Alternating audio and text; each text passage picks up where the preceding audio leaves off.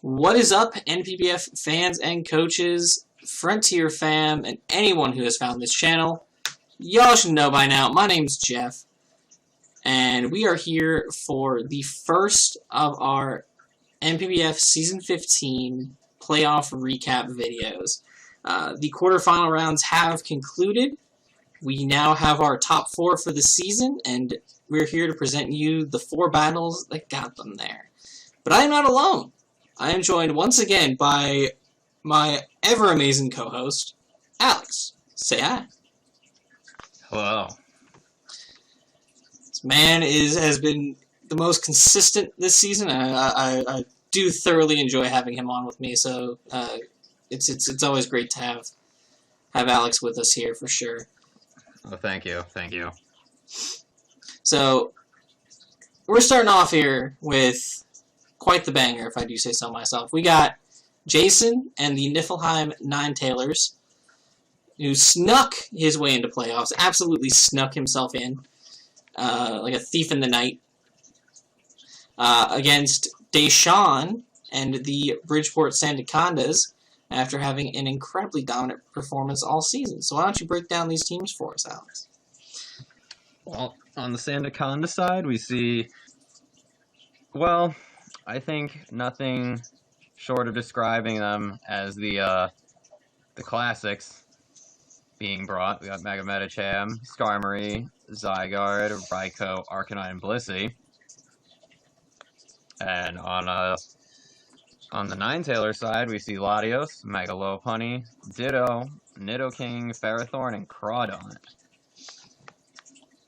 A lot of interesting brings here for sure. I can see a lot of potential sets on either side that could be very problematic. Ditto, obviously, you know, that standard wild card of Ditto, that thing's always terrifying. Crawdaunt here is looking real spicy. Real spicy. Nothing really wants to get knocked off here. Nothing's really going to appreciate it. Kind of not with the stuff Deshawn has here. Like, I remember Crawdaunt was really good in Gen 6, and then I forgot about it until I was doing some Brilliant Diamond Shining Pearl OU, and, let's just say I hate this Pokemon now. Like, I don't hate it. It's a cool Pokemon. It's a neat Pokemon. I like that's something that you don't think anything of when you're playing through Ruby and Sapphire the first time as strong it is. I hate playing against it, though. Oh, absolutely. Absolutely. Crawdaunt is one of those mons that I personally haven't used much. The one time I did have access to it, I took over a team like after our free agency. After the free agency was up, and I had Crawdaunt on the team, and it was just like, you bring it, and it gets 2 to 3 kills, and you call it a day. And that's about it. You play it right. There's no universe where you shouldn't get 2 to 3 kills with this mon every game. It's terrifying. So Deshawn has absolutely no water resist. So that's looking very terrifying for sure. Latios is also looking incredibly threatening. Combination Psyshock, Dragon Move. Kind of. The fact that Soul Dew is we forgot to ban. Yeah, that's a mental note for the future. That's a mental note. Well, if we ever revisit this gen. I'm sure we will. I'm sure we'll come back. It'll be fun. We probably will. Season 30. It went off too well for us not to revisit it, I think. Absolutely. Everyone really liked it. Yeah. It's been an absolute success, and I had a blast doing it personally, so I think it'll be fun to do so again. But this match, we got crazy teams. Let's see how this one panned out. See what happened here. We're gonna put these on slower, so that way we can really talk. Yeah, we can really get into each play, really give you guys as much as possible. So we see the yellow color get copied here. So Ditto now knows the set. I like Ditto as a lead. I think Ditto as a lead's great. It's a good lead, like especially offensively or defensively. But Zygarde predicted well, not predicted. He knew he was going to hard switch because he's locked in the Volt Switch and got off the free sub. Absolutely fantastic start for sure on Deshawn's end. Definitely worked out brilliantly. Yeah, you can get into Toxic off so that Latios can't set up or can't just sweep his team. Very nice Blissey on the Nidoking. Very, very nice. Yeah, he was probably expecting the counter on that with Blissey was really good, expecting, as we've seen Jason to do in the past, bring in mixed Nidoking, because Jaceron's team cannot handle mixed Nidoking. Absolutely, yeah. I for one, I was thinking there was a superpower coming out there, so I'm good play on Deshaun's part. It was safe. Oh no! That's why I hate playing against Crawdon. Oh, Crawdon's so dirty. It's such a dirty mon. I don't even know if that was banned or not. I don't think it needed to be. It might have been, but I don't think it needed to be. But that's some crazy damage. That's absurd. Yeah. Ballsy to bring in the Ferrothorn, for sure. That was an interesting play. So I think the thought process went here is he was thinking, oh, he's gonna go for like an electric type move. He's gonna go for the Thunder Punch. He's gonna go for the fighting move. And he's like, all right, we're gonna go. Maybe he was predicting Nidoking to come in. Perhaps. It's probable Nidoking, or I'd say probably Nidoking, expecting the Thunder Punch. Yeah, I could see that. So I've seen the Zen Headbutt come out there. That was a very ballsy play on Jason's part to bring in the Ferrothorn, but it was brilliant, getting off that nice chip damage. Very cool. Surprised that Deshaun switched, though. So very surprised. Maybe he was fearing the Chople. It's probable. It's probable. We've seen Jason use a lot of berries on Ferrothorn specifically over the course of the season. It works so well with them. That insane bulk, solid defensive typing. One type berry gives you such free damage at any point in time. So I'm not surprised that worked out for him. That's interesting to see for sure. And Blissey switching right back out as well. That was interesting. I guess he wants to get those rocks gone. He probably wants to get the rocks gone, but also he probably we're gonna have to see what Ferrothorn clicked, but he was probably thinking at that point that Ferrothorn was pretty free to click a knockoff or realistically a power whip. Yeah. But Leech Seed makes sense too. Especially getting Blissey away from the Leech Seeds is probably one of the best decisions Deshaun could have made there. We don't want to give Ferrothorn a free 25% of its health every turn.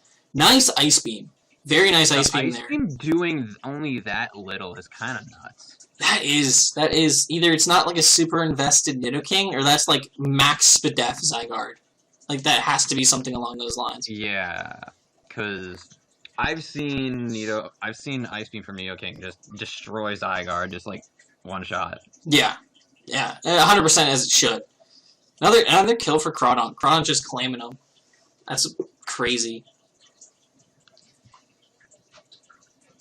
And again, hopefully Deshaun doesn't overpredict and just clicks Drain Punch. Yep. Which he does. And there's the Chople. There was the Chople. But he's also got no reason to just not click Drain Punch now. Yeah. Yeah, there's no downside. He doesn't really lose anything by doing that, and it gets that threat out of there. So if he does get rid of the rocks now, he's clear. He's in the clear, which is nice.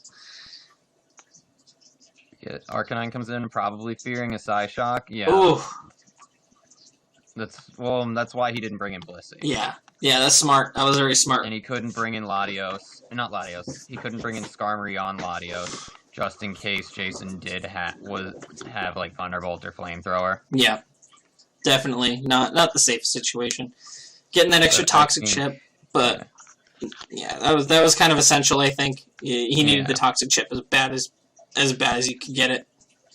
And honestly, with Arcanine, other than maybe having Intimidate for Lopunny, it really didn't serve much purpose to keep it around. Like he could afford to let it go.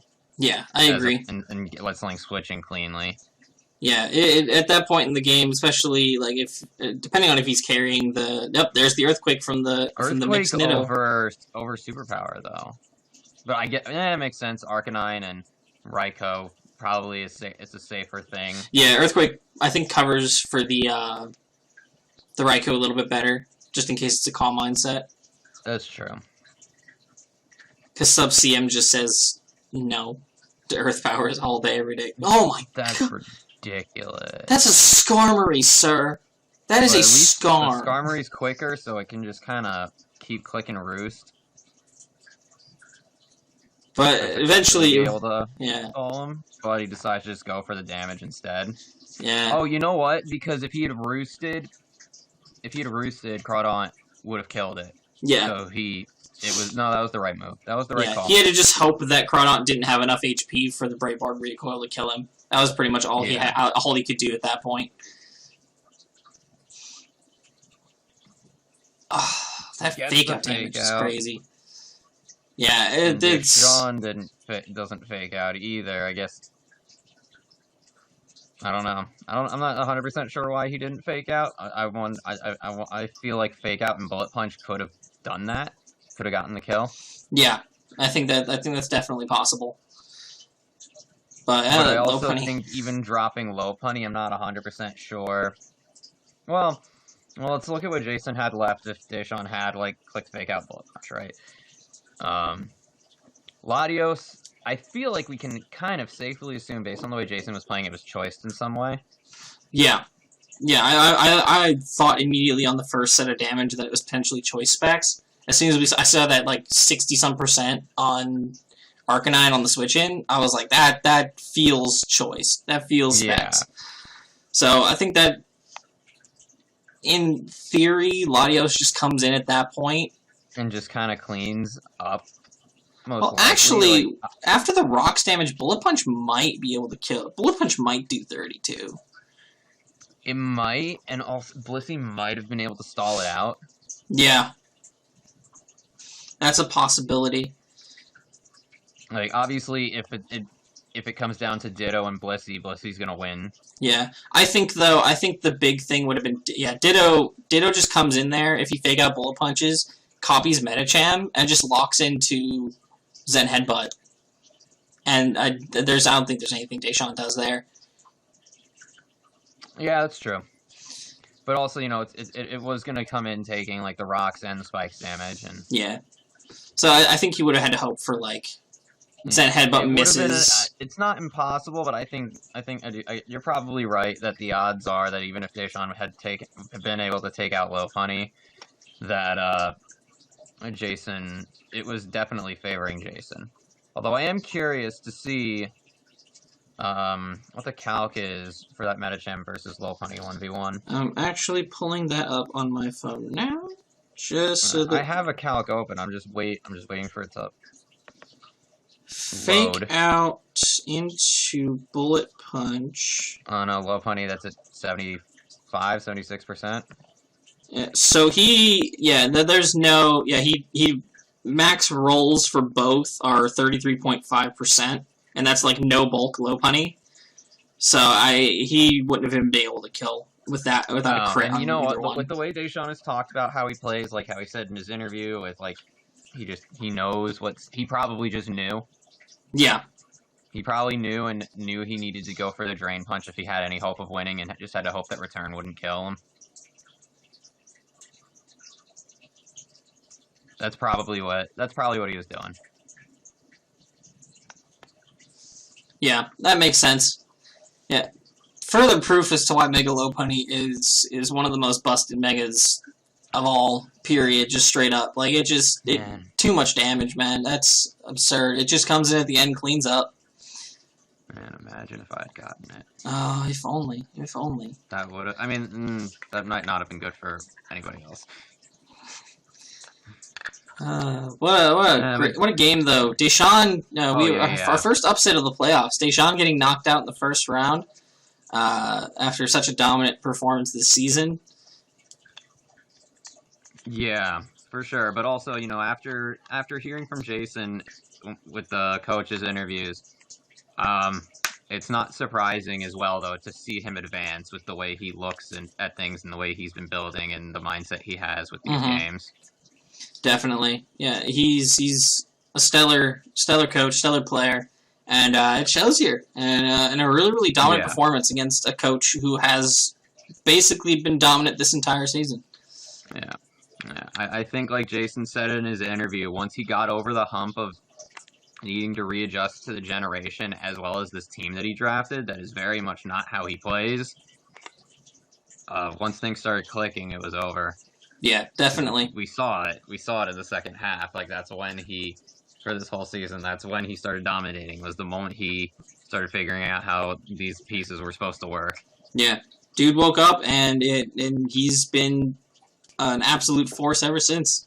So with that, Jason advances to the semifinals for Season 15. And a fantastic performance.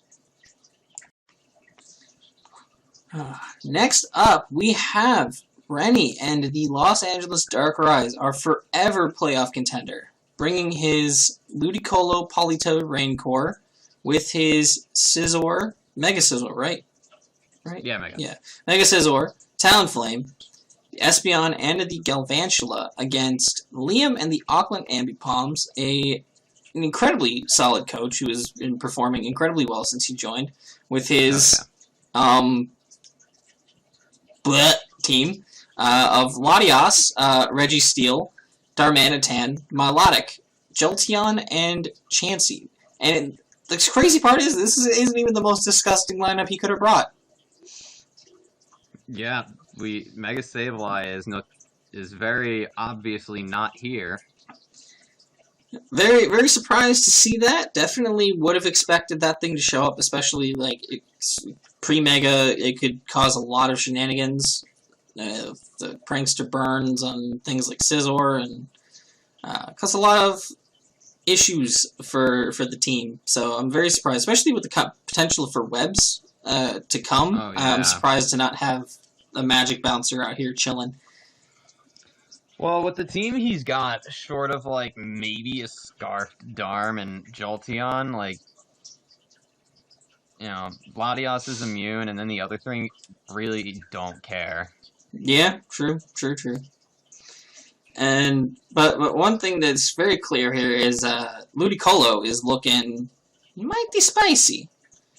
Yeah, Ludicolo is looking very strong. That's the Dancing Pineapple is definitely a threat here, something that Liam's going to have to keep an eye on in this match for sure. We've already seen in the regular season the damage that Rennie's Ludicolo was able to put out against Liam in the final weeks of the regular season. Yeah, so definitely a situation can form here where this it could happen again. Maybe we'll see if Liam has learned his lesson. For Liam's sake, I hope so, but selfishly, I would like to see Rennie move forward. Of course, it's the commissioner's guilt. We're here. It's the fellow commissioner's pride. We got to see our boys go far. That's the goal here. All our boys got to go to the top. And plus, I want to see him get number 5 so he can retire already and let someone else win a championship. I think he's all talk. I don't think that's actually going to happen. Oh, I know. He's never leaving. He's not allowed to. It's kind of in the rules. He's not allowed to leave. Rennie must always be here because he has that like parking spot in the playoffs every season. Reserves. He got the little sign. He's reserved. But will he be able to move that parking spot into the semifinals? We'll find out. Logically, we see the Politoed lead here. Very nice. Against the Darmanitan. Just immediately switching out, not even clicking a U-turn, and the Politoed showing off the waterfall, doing a sizable chunk to Chansey right off the bat. Very, very nice. Very nice. I do admit, I think, in hindsight, I think there's one set that I think Politoed could have been here that would have just immediately invalidated Liam's entire strategy turn 1. And that would have been like a Whirlpool Parasong. I think that is a set that easily just kind of beats half of what Liam can do. It's funny you mention that because I spent a lot of time in the couple days leading up to this helping Rennie build and doing some mock games, and that was a set he was toying around with. Just the problem was that, like you said, Ludicolo is dangerous. And if Rennie brought Perish Toad, he couldn't bring Rain. Oh, yeah, you're right. I forgot about that. I forgot that little aspect. Very unfortunate. and that would mean Ludicolo would have had to set up Rain, which was also not ideal. Yeah. I completely forgot about that. That's fair. That is completely fair. It's a hindsight situation. So how about that explosion Registeel? That was nuts because there was a totally different set that Liam could have run that would have made Rennie's life actually hell. I mean, there's probably about a dozen. I mean, Registeel. Well, with Registeel specifically, if he had done something crazy, like max defense, amnesia, curse, sub, S-toss, Rennie just kind of lost. Yeah, oh god, yeah. Yeah, that was essentially what Deshaun, I think, brought against Rennie in the regular season. It was something I tested with Rennie during the in preparation for this game, and he kind of couldn't do shit about fuck to stop it. Yeah. No, that would have been like once devastating. He got behind a sub, like it sets up an amnesia, then sits behind a sub, and then starts cursing, and it just nothing breaks it. No, that's gross. That's absolutely gross. But the explosion was fun to see. Yeah, for sure. Because Espeon kind of ran a train on Liam. Yeah, I mean, he got up to +2 pretty freely. You could have definitely started really whittling him down. That would have been really dangerous. Yeah, and then, so like, boom. For that situation, the boom was the right move for Liam's team. For sure. That's really, really cool. And this is what happens in playoffs, man. You start seeing some really interesting stuff. I never would have seen that coming. That's crazy. But now Tiefling comes in, and Darm. Yeah, Darm definitely not taking any chance with that Darm. Yeah, I guess he knew he was gonna go down to a Brave Bird if Darm stayed in. And then Darm, because otherwise Darm would just stay and click like Rock Slide. For sure. But, oh man, I was not expecting Milo to go down. It was Rocky Helmet and it was good to get that extra chip. That's great and all, but like that getting 2-shot? Never in my life would I have seen that coming. Yeah, I don't know. I guess it doesn't match up well with what Liam brought, with what Rennie brought for Liam between Galvantula and Ludicolo. Getting the extra damage on Talonflame is a lot more important because now, unless Rennie is able to get rid of the rocks, it's gonna just go down the moment it comes in. True. Now he's just kind of fishing for the flinch at this point. That first flinch had me hopeful, had me very hopeful. Yeah. But now that the rain's gone, that waterfall's not even that's pitiful damage. No. But he's still fishing. He's trying to do it. I think he kind of almost saw it as like that's like his one like best chance. But Endeavor. Okay. And he was smart. He clicked the soft boil there. Does it again. As long as he keeps Chansey low. He clicked rocks. Why did he click rocks? Fuck! It might have been a misclick, or he's saying he did that by falling for it. Man. Letting Politoed go down there, though, I don't know if I agree with that. I think that's kind of weird. I don't agree with that. I think the feel play... like bringing Galvantula. Or you just bring in Talonflame. Like, Talonflame, you're not getting rid of the rocks at this point. I don't see you getting rid of the rocks. I disagree with that, but let's see how the game plays out, because I think we could have done something differently here. Darm's just going to town. Yeah, it is. I mean, at this point, there isn't anything Rennie can do. Darm's just gonna obliterate everything. Yeah. See, I think that my thought process, right, in saying just get rid of Talonflame, right? Going to Talonflame means he goes for that first Flare Blitz back on turn right here. Yeah, turn 19. Yeah, turn 19. Go to Talonflame here instead, right? It dies. It goes for Flare Blitz, whatever. You still preserve Politoed for the rain. So you can sack Politoed to get the rain up later. I don't think what you swap in sack matters. It's just that you get Politoed out of there, you let something come in and go down, you bring out Politoed, you set up the rain, and then Liam doesn't do anything against Ludicolo. Yeah, Ludicolo just punches through as much as it can, and then realistically, Scizor just can finish off whatever's left. Just handles Latias. Yeah, absolutely. Unless that thing was unless it was like, I don't know. Unless it had Flamethrower. Does it get... Or HP... No, it doesn't get Flamethrower, but it could have had HP Fire. Yeah, but I think Mega Scizor's natural bulk, even if it is Soldu Latias, I think it lives at least 1 HP Fire. Well, and the Soldu only affect... Doesn't the Soldu only affect Dragon and Psychic moves, or...? Not until the nerf. Okay. Before the nerf, it was just a free Calm Mind boost. Okay. So... Actually, and you know what? What's Galvantula's base speed? 108.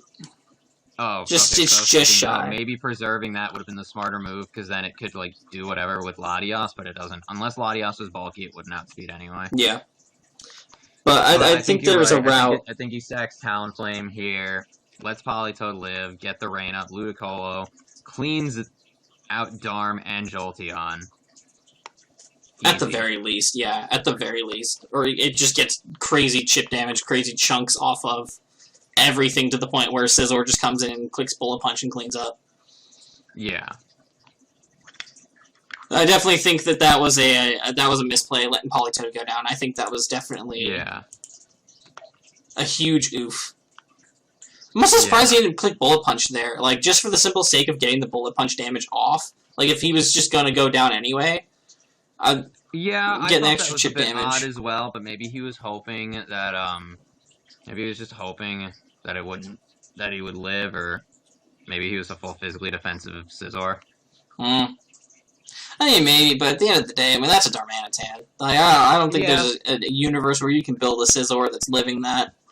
I don't even think regular Akaberry defensive Scizor lives a Flare Blitz. Maybe it might. Let's find out. The handy dandy calculator. I love calculator. But I do think, just the Politoed is unfortunate, but Liam came prepared. Yeah, definitely. I think, like, obviously, like, the hindsight's 2020, but even looking at, like, even going with the Talonflame endgame, like, there's still scenarios where Liam, I think, can still pull that one out. It just becomes a much closer scenario, for sure. Yes, yeah, I'm not saying that, like, making that Politoed switch in to set Rain up for Ludicolo guarantees Rennie the win. It just doesn't mean he auto-loses by sacking it to Darm right then and there. It provides him with a better situation to win. Yeah. And fun fact, fully physically defensive Scizor. Obviously, I can't give an Akaberry to a Mega Scizor. But fully physically defensive Scizor with an Akaberry to Choice Scarf Darmanitan takes a minimum of 113%. Wow. Darmanitan's just that strong, man. Oh, yeah, and Blitz is affected by Sheer Force, isn't it? It is indeed. Yeah, so that does it. Yeah, okay, that makes sense. I think even without the Sheer Force boost, just out of curiosity, I think even without the Sheer Force boost, I think it still has a small chance to kill. Even if you're like a weird Zen mode Darm set and you just don't have Sheer Force for some reason. That's funny. Yeah. Darm just kind of said, "I want to win now." Just deleted Rennie entirely. That's rough, but it happens. Happens sometimes. I mean, it's just that strong of a mon. It just needs one opening. That's the scary thing about Darmanitan. It just needs a single opening, and it can cleave through an entire roster very, very simply. Exhibit A. So rough to see Rennie get taken out of playoffs this early. Liam picking up a big win. Moving on to the semifinals. Definitely going to be interesting to see who he faces. Wink, wink. It's going to be a fun time for sure. Hopefully whoever he faces is able to find a way to break through that team.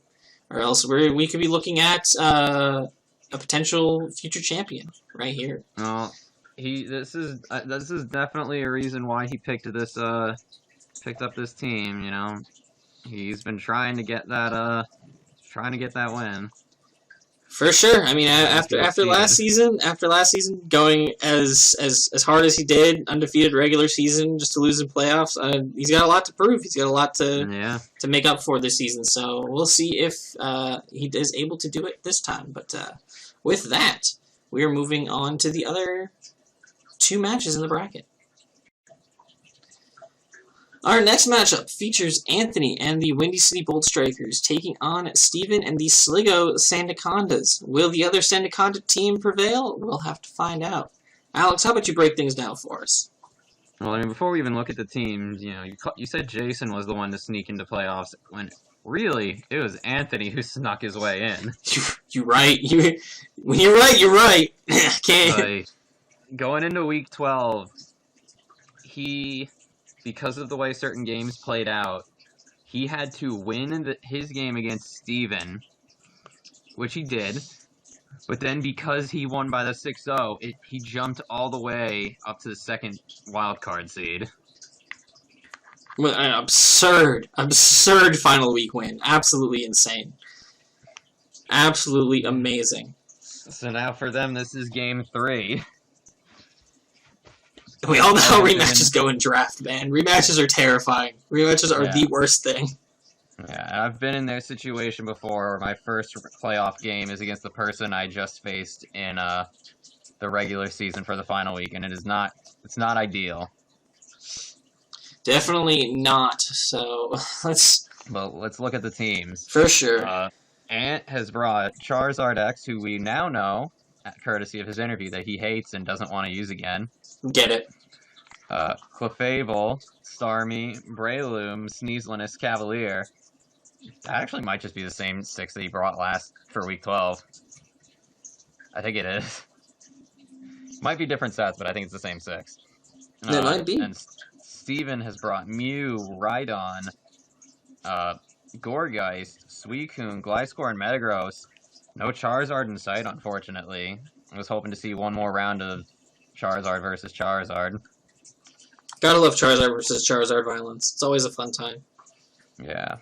That is indeed the same 6 that he brought for his Week 12 match. The only differences on Steven's side are the Drapion missing and the Charizard missing. Gliscor, Mew, Suicune, Metagross stuck around. The other two were replaced for Gourgeist and Rhydon. Very interesting. It's definitely interesting to see. Yeah, it's interesting to see Gourgeist, especially because even though it hasn't come that much, it was definitely one that Steven hyped up a lot in his playoffs interview as one that he liked, but then like the few times he brought it, he really got to see how good it was, and it really impressed him. Yeah, and Gourgeist is a stellar mon. I've always loved using it personally. It's just the diversity in building with it because of the different forms. Like it gives you a lot of room to work with. So it's very interesting to see come out here in this playoff scenario. But with that being said, let's see if the team changes Steven made will help him overcome Anthony and give him that redemption for that Week 12 loss. Oh yeah. Completely understandable with the Escavalier lead. It's much safer in this matchup than it ever could have been with Zard present. So it's definitely looking real nice. It basically walls everything Steven has, and he gets to just click knockoff freely. Like he's got 3 things that don't want to take 4, including Gliscor. 5 if Rhydon's Eviolite. Yeah. Going into the Magikarp Clef on the Toxic, very, very nice by Ant. Very, very solid. It's probably one of the best statuses you want on Magikarp Clef, I think. Oh, yeah. Well, any damaging. You just don't want to get paralyzed. Wow. Oh, very interesting series of events there. Catching Mew with the Pursuit and getting rid of its Culver immediately. That's a really, really solid turn for Anthony. Yeah. That's very, very solid. Scavalier just such a good bring this week, and like we just said, he's got no reason to not just keep clicking knockoff. Yeah, and it's either getting rid of an item or it's solid chip damage on something at the end of the day.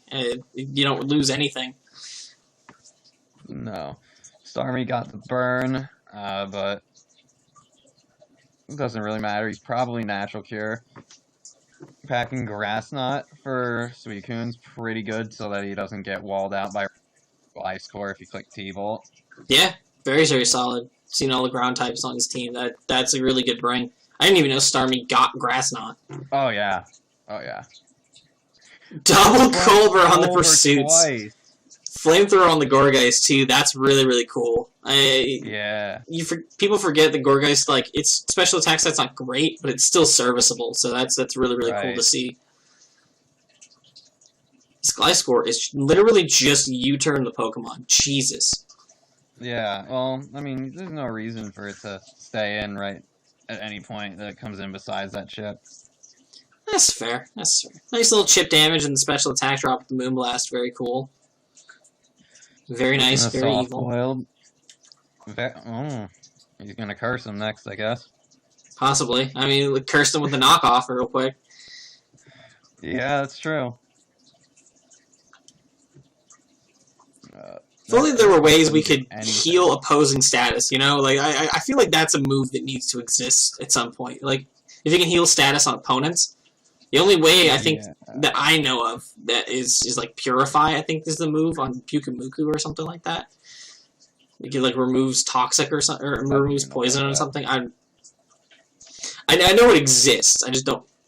I never thought of any practical use until this moment. I'm sure it does. Freaking Gliscor. And Breloom. Anthony losing a Cavalier here though is kind of bad for him. Yeah, it was such a good. I mean, he didn't really have any ways unless he had Wish on his Clef to heal it back up. That Meteor Mash did so much on Charizard. Yeah, that +1 is absurd. That wasn't even a +1. That was he was it? A speed boost. I don't think it was. I thought that was a speed boost. No, he got the attack boost on the first one. I used a Scav. Okay. I was not paying attention when I watched the game the first time. Then good thing he got the rocks up for that Zard. That's thankfully he got the Mega off though, and yeah, nice Rapid Spin, very cool.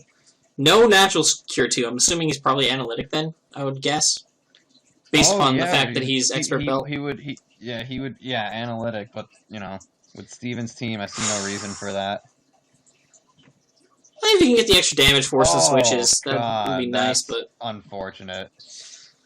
I mean, I don't think the crit mattered in any universe, but definitely, unfortunately, just that Mew was packing Drain Punch. Yeah, and practically negated the knockoff.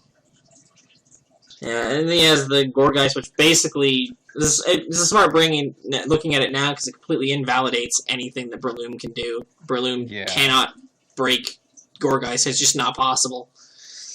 No, and realistically, nothing he has can besides Charizard. Yeah. Gets the burn on the Suicune, which is nice. Nice little revenge burn. Yeah. So realistically, I mean, Anthony could have swapped to preserve Starmie, but Steven could have clicked the rest, and then. Yeah, don't want to risk that. Can't have the Suicune going back up to full. No. Yeah, right on just comes in for free there, which is very unfortunate. Now, yeah. Oh God, Rhydon's Rhydon's so strong. Yeah, it is. That Earthquake's doing way too much damage. Do not like that. With the left covers, I think if Anthony just clicks like a Moonblast and just gets the damage on Rhydon, yeah, I think it's just worth it. He just has to hope for no crits, but he'd stall out the Earthquakes for sure. You can just kind of sit there and chill. Which I'm sure is what he's doing, but I think after a point you're getting into crit territory and you're better off just doing something. Hence why he switches to Stone Edge. It was interesting, but like I don't know, it does the same damage. I guess it was just preserve PP. I think he was going for the crits. I think he was trying to get the high crit. Oh, you know what? You're probably right. Maybe if he gets one crit Stone Edge, if he gets a crit Stone Edge there, it makes it so that Clef can't really soft-boiled as effectively against it. It puts him in a really bad spot. Goes for the Fire Punch there, predicting the Breloom. Very interesting.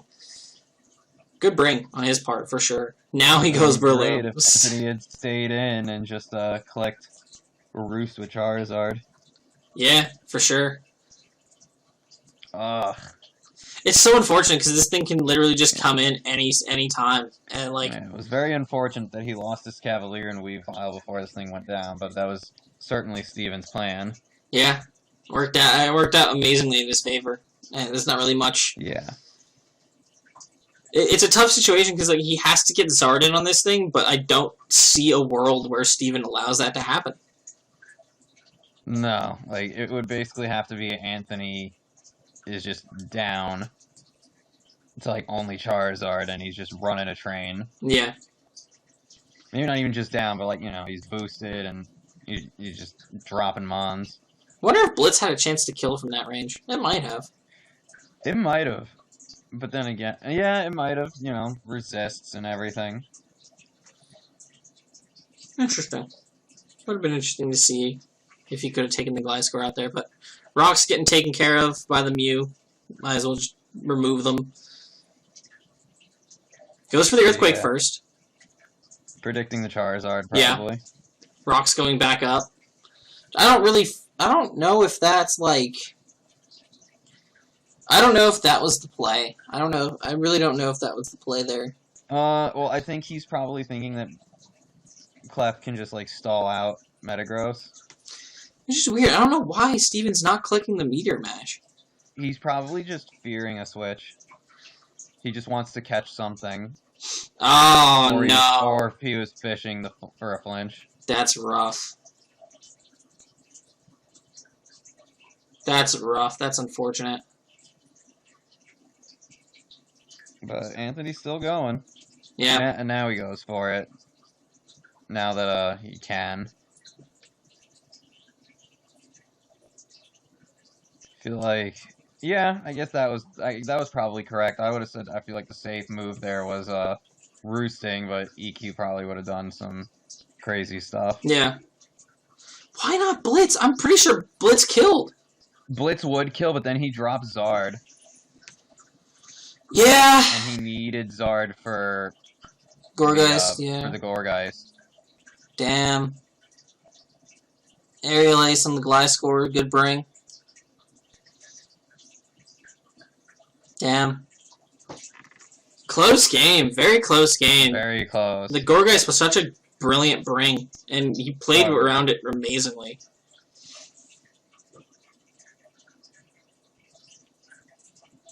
Oh my god. Just for the sake of it, he gets the 5 hits at the end there. That's crazy. And one of them crit. If only there was a scenario where he somehow could have preserved his Sash for that, and that same situation happened, there's a small scenario where Breloom could have won this. Which would have been incredible. That would have been absurdly amazing. Just the 5 hits plus the crit. I think at that point, looking at the damage he was doing, I mean, he still would have needed 4 hits to be able to kill this thing, but even still, like, that's absurd. Blitz, so maybe Blitz with Charizard was the right move to have gone for after all. Yeah. In hindsight, I mean, that would have been an amazing situation. And plus, there's even, I don't know how much the recoil would have been, but there's a world where maybe, just maybe, it's possible. Let's see the situation. Let's see. Gliscor was at 55%. And he might have actually calced this, and it wouldn't have worked. Yeah, he would have taken 21.5% recoil damage from the Flare Blitz at that point. It did definitely kill. Out. It did? Okay. Based upon the Dragon Claw damage, did only 38, so he was a little bit more physically bulky than the calc provides, but even still, putting it in a range, yeah, unless he was like a much different bulk set, just like an Impish set, Dragon Claw does 35 to like 42. So like, and Flare Blitz does like 54 to 64. So it's still like it's a very good chance that it still kills. And then potentially Breloom comes in on Gourgeist and does all of that twice. And then it could have been a different game. That's very... It's interesting how the last 2 games really have just one different turn could have just changed the whole thing. Very true. Very true for sure. Curious as to how much Flamethrower would have done. I'm sure he wasn't like a special attack lowering nature. Right. It's probably like speed or Flamethrower. something. He fired off the Flamethrower earlier on a Cavalier. Yeah, 32%. But he might have been AV.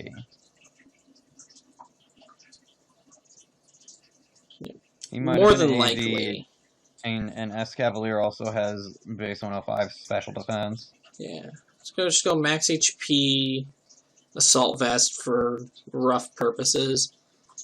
Alright, so he didn't really need any investment. He probably could have still been impish with that kind of damage.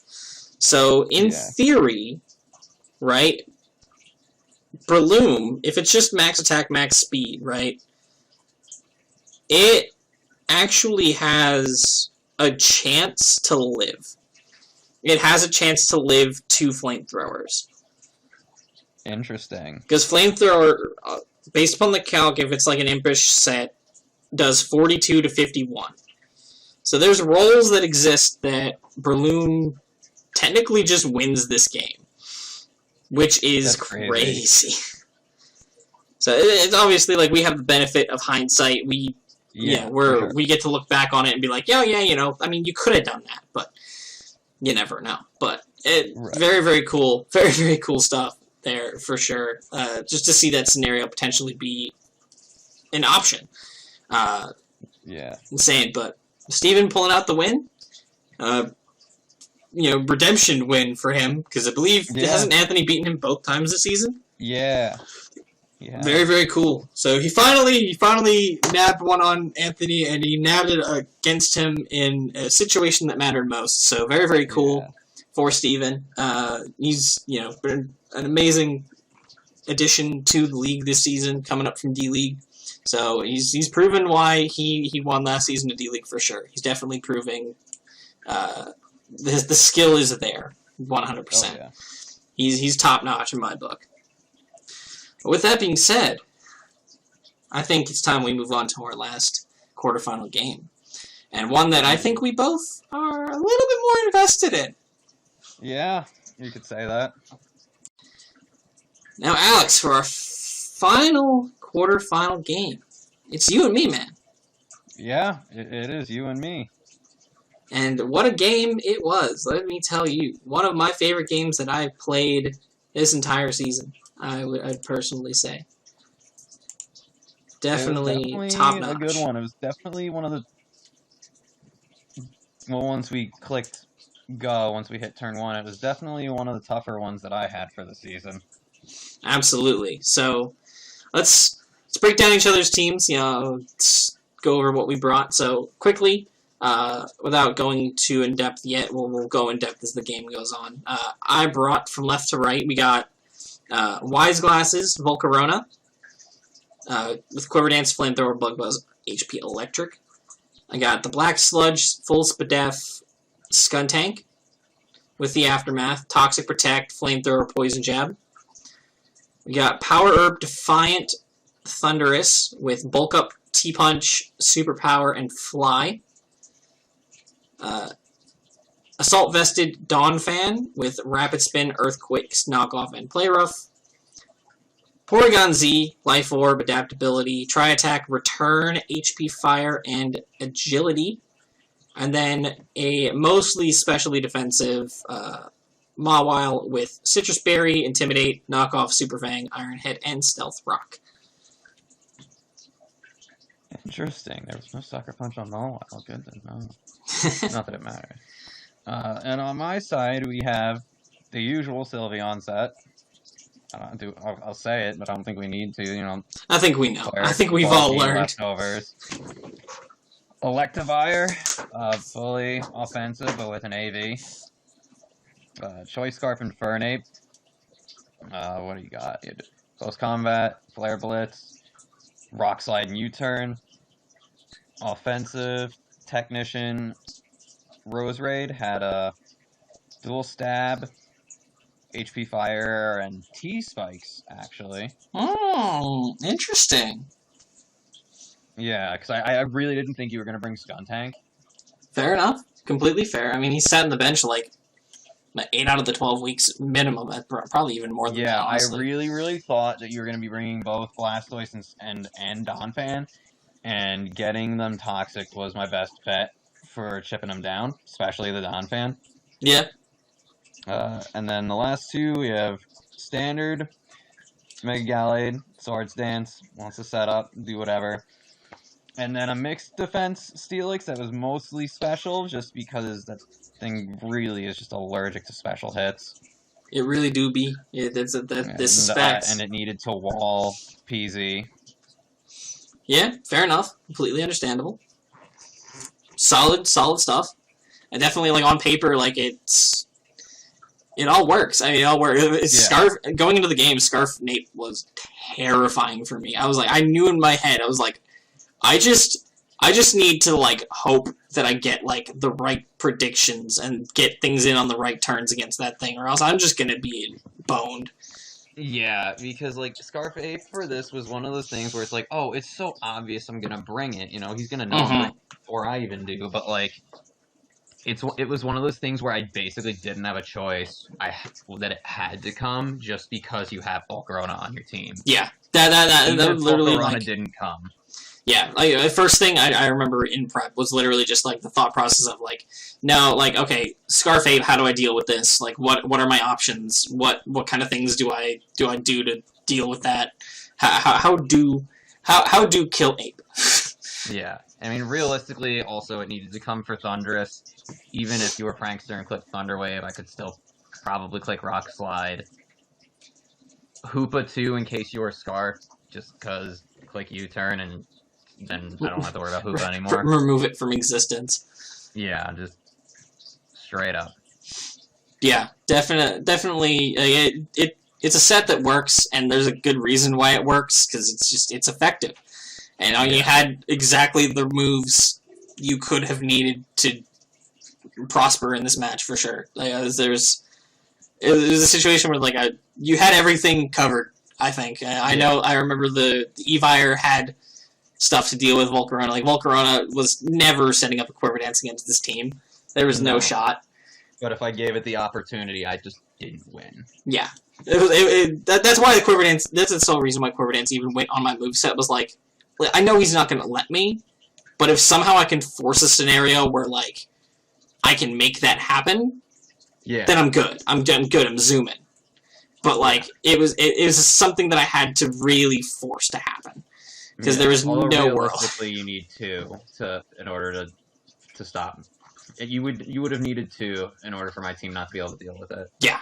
So it like one Quiver Dance, maybe if I could squeeze one, if I can somehow get it in on, like, Rose Raid and force it out that way, or if I can get it in on, like, Steelix and force it out, which at that point, like, you might just let Steelix go, depending on. I would have just clicked Rock Slide and just let it happen. I mean, Rock Slide wouldn't have killed you, but then a Scarf Ape does, or. Yeah, so it was a scenario. I was like, I'll have it just in case. I didn't really need another move, so it was just a matter of, like, they'll just go with that. We'll just go with that, just in case. But yeah, I was excited to try some different stuff, see if I can get it to work out, see if it panned out for me. Sylveon, of course, Sylveon's out here leading first as I get the Skuntank out front.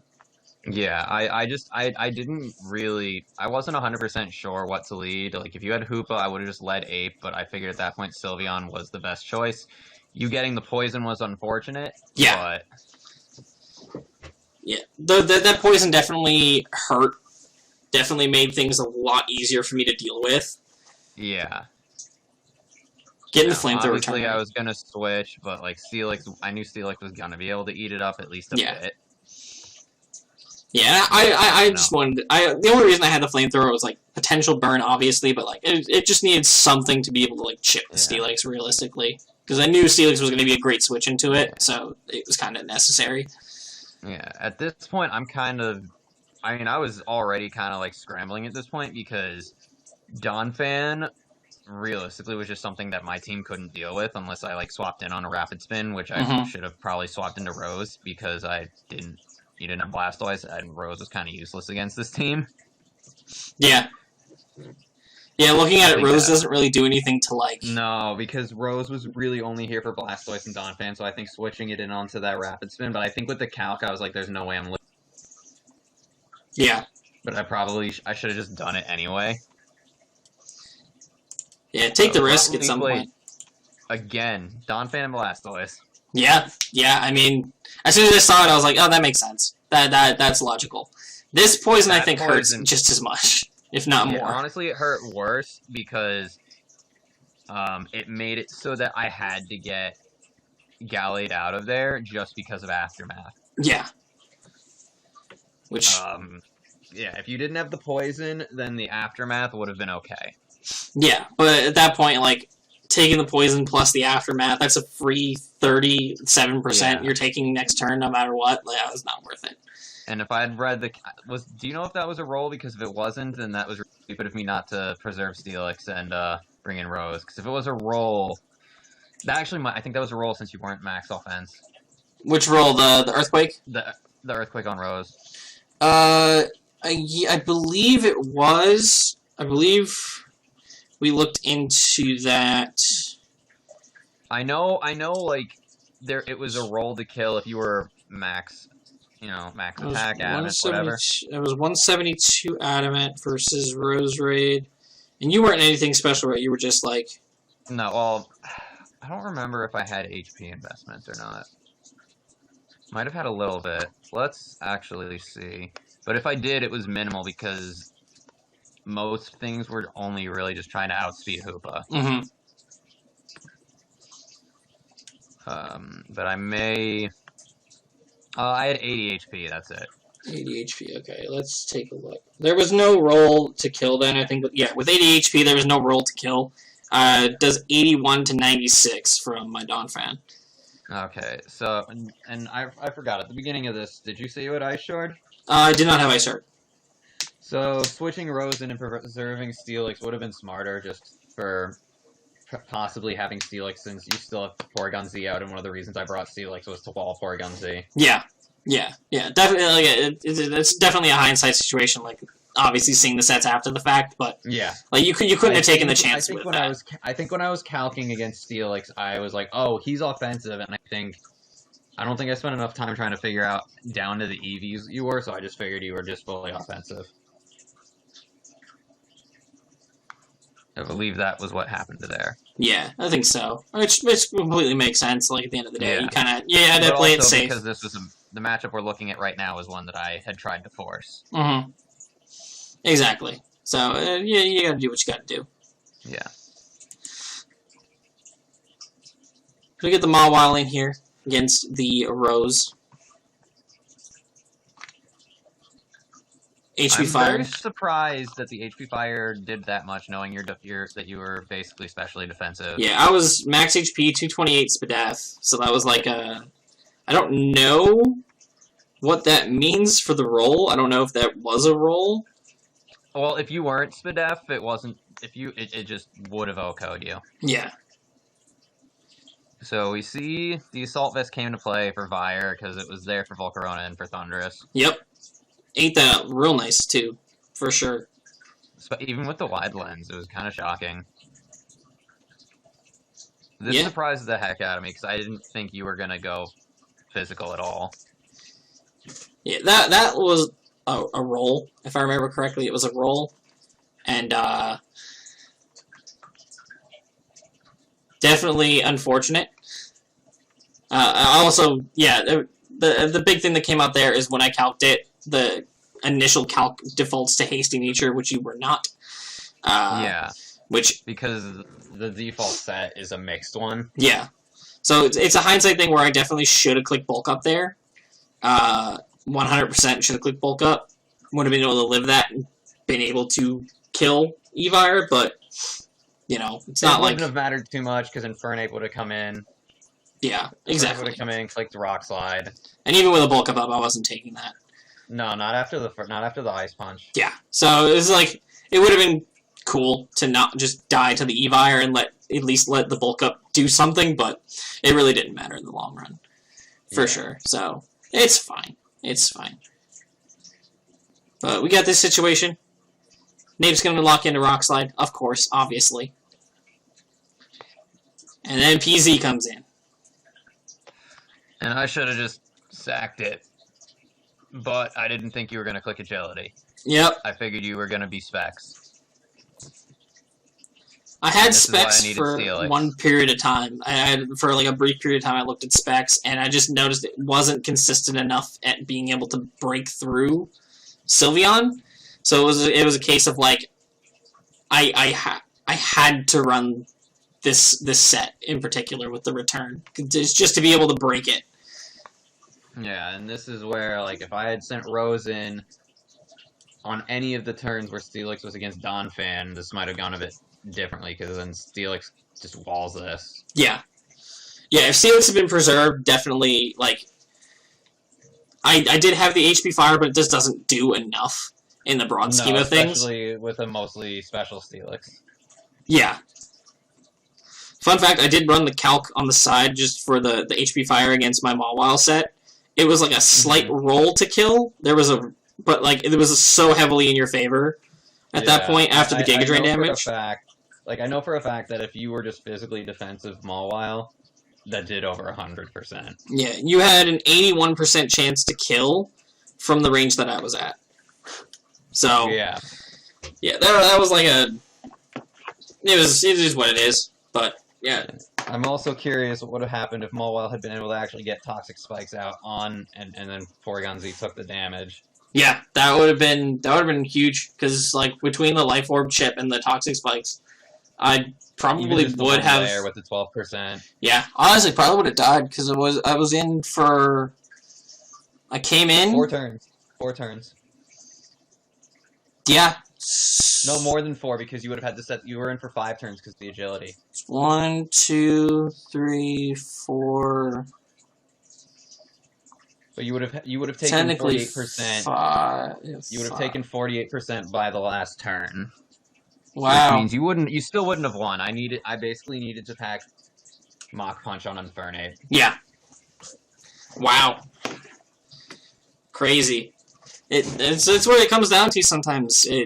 Sometimes it's literally one or two plays. I talked my shit in my interview, and about people not prepping. I'm gonna be honest. I wanted to do more preparation in mock battles with Porygon Z, and I just didn't do it because I don't know. I didn't think it was gonna come between Sylveon and Steelix and everything.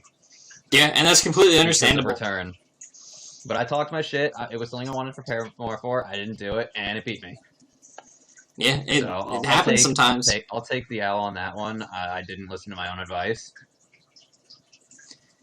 Yeah, hey, it's a learning experience. We take these and we learn from this. That's how we do things here. But also, like I said in the Week 3 recap, when you lost to James with his Hitmonlee, there are some things you can't prepare for, and it's okay to lose to those things. Agility Return Porygon Z is one of those things that you can't prepare for, and it's okay to lose to. Yep. That was the goal. I was like, I know. I knew packing the return. I was like, he's gonna go into Sylveon on this thing. He's gonna think that he's safe. He's just gonna think that he's 100% safe. I will more than likely have gotten chip on it at that point. I just click the return and I just delete it from existence, and we move on.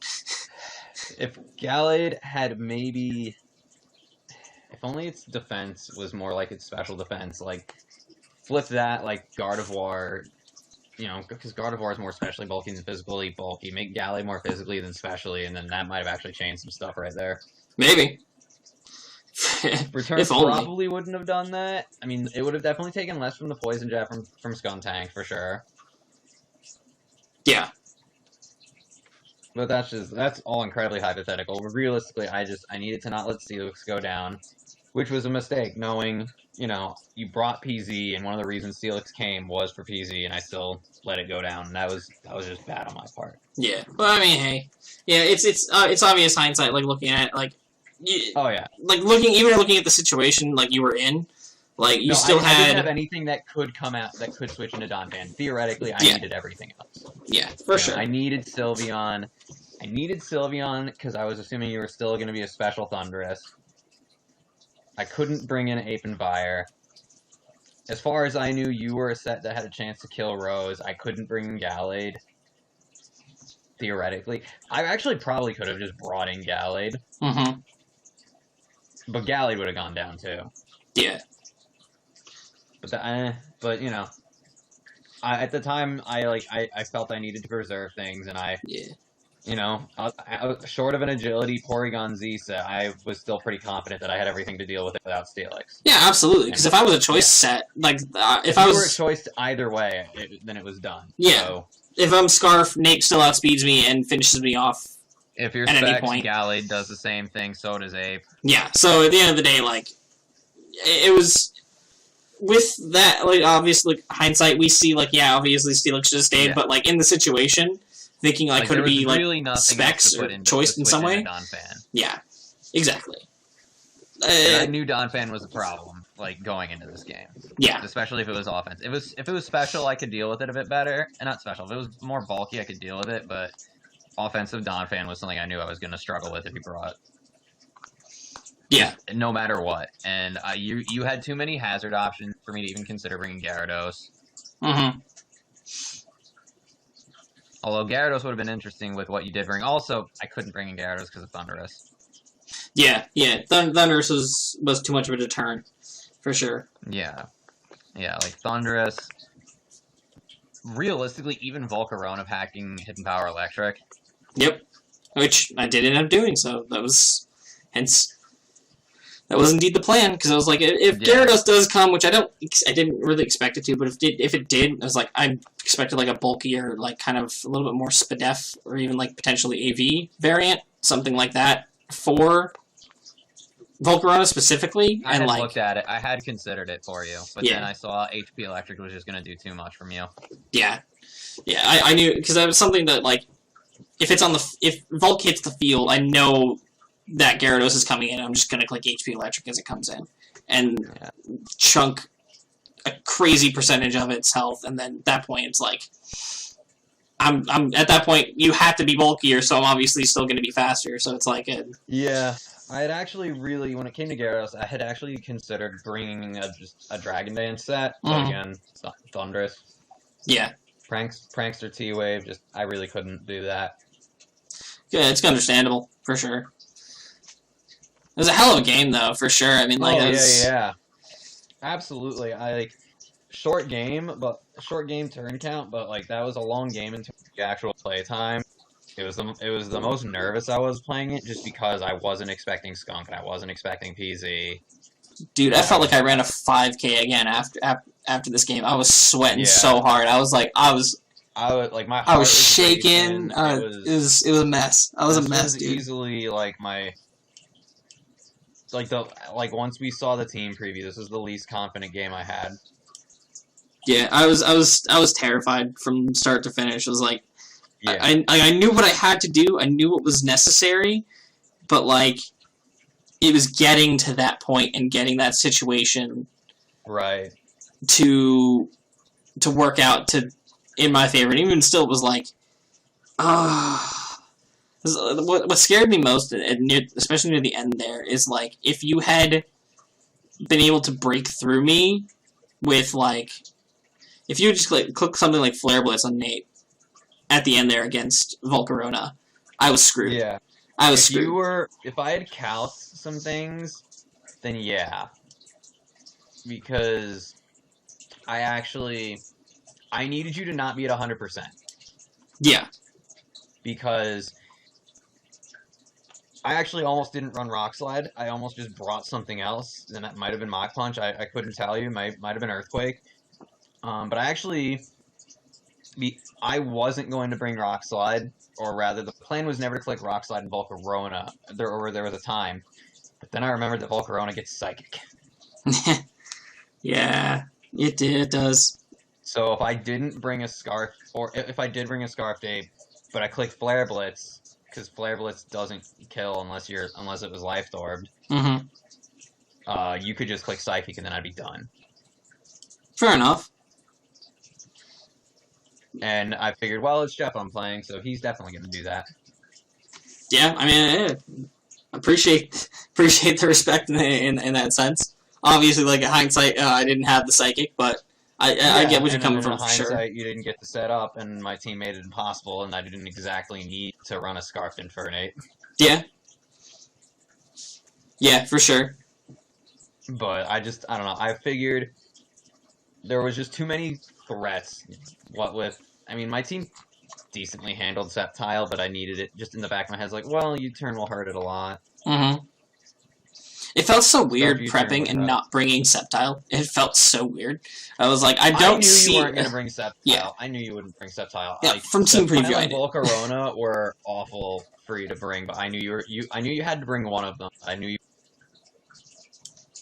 Yeah. Sceptile did nothing against my team. Yeah, I immediately, as soon as I looked at it, I was like, that's pretty wild. Yeah, there was no shot. The only reason you would have had to bring it would have been to stop Rose Raid from spreading around Sleep Powder. Mm-hmm. Pretty much. I actually did have initially. I did have Sleep Powder. I don't remember what I got rid of. I think I initially had Sleep Powder. Oh, and not HP Fire. I think that was the original set. Which, I mean, would have been... Well, getting rid of Mawile was good, but... Yeah. The Sleep Powder might have actually been better to bring. Yeah, at that point it comes down to, like, obviously if it lands or not, but even still, like... Yeah. But, you know, like I said, I don't really care about losing to return because it's not something I'm going to predict. I mean, it might be something I predict now, but... It's something that's going to always be in the back of your mind when you see a Porygon Z on the other team. It's like... Or I'm like, well, somebody could run that physically. You never know. I mean, anyone who watched the channel this season should do the same thing when they see Gyarados. It could be special. Exactly. So, yeah... You just never know. Draft League opens so many new avenues and crazy ideas that you might just never think about otherwise. So, yeah, fantastic game though, for sure. I wasn't thrilled about the semi-matchup potentials in the first place, so... Yeah. Just gets shoved off on me now. Thanks. Yeah. Hindsight, it's one situation where I didn't want to win. Yeah, although I actually kind of did. I wasn't actually that... I'm not that scared of Liam's new team. I am, because I don't know how I beat it, but we'll figure it out. I'll figure it out. Was actually my answer to it. Sylveon kind of beat its whole wall core. It's definitely going to be interesting to see if what I can do against that team, for sure. This probably would have... If I had made it to semis, I probably would have brought a fully... Like, I did just bring defensive Sylveon, or maybe ran those EVs, but brought a fully, like, okay, we're going to do Calm Mind, we're going to bring Psyshock, Hyper Voice, and... Rip him apart. Yeah, I mean, that literally just destroys Chansey and Sableye. That'd be great. That would have been great. Yeah. Well, definitely have to send you guys I'll definitely have to send you guys my teams as I come up with ideas. So we can... maybe next season, Liam. Next time you draft Stall. Yes, sir. But with that, ladies and gentlemen, we have concluded our quarterfinals. Let's go ahead and take a look over at the bracket and see what those semifinal matchups are looking like. Ladies and gentlemen, here is the playoff bracket. You can see how the quarterfinal matches played out that we just watched, and you can see where those quarterfinal matches lead. We have our two semifinal matchups. The first one, we have myself, the Anaheim Appletons, taking on Liam and the Auckland Ambipoms. Sorry. Listen, me winning in the quarterfinals feels like a loss either way, because I was either facing Rennie, who I have a terrible team matchup against, or I'm facing Liam and his stalled bullcrap. And it was one or the other. Either way, I didn't win. This is a loss for me. This is an Yeah. L. No matter what, it was always going to be an L. So, Yeah, kinda. not pleased with the situation. I'll be honest. I'll be real with you. I'm not pleased with having to face Liam at all. I'm gonna give it my best shot. I've bounced a few ideas around in my head that might be able to do something for me. We'll see. Right. But am I confident that any of them will work? Nope. I got some ideas though. Think about the matchup now, but it's gonna be an uphill battle. Definitely. But you know what? I made it to semifinals. I squeaked myself into playoffs. I made it to semifinals. I'm pleased. I'm pleased. Any season I can make myself into playoffs, I'm good. That's all I need to do. But I'm not gonna lie. I would really love to pull out the dub and get myself at least into the finals to have the chance to claim my first title. I want it so badly. I just want the championship. I just want it once. That's all. I can retire. I won't retire. But I could retire happy after that. I just want one.